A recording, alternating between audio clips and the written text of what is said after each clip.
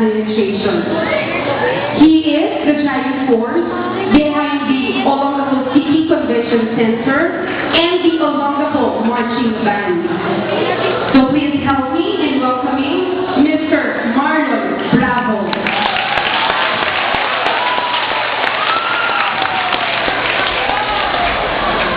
Judge number 2. So he graduated from Columbus College with a degree of BS Civil Engineering.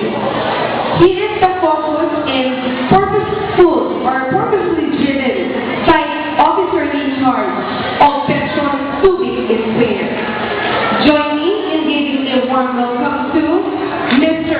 Christian Shin Espiritu.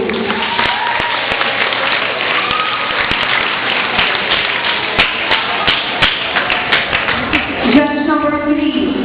So she is a biology icon in the school. Not only that, she's only a very dedicated earth science teacher. Ladies and gentlemen, please welcome our very own Mrs. Joey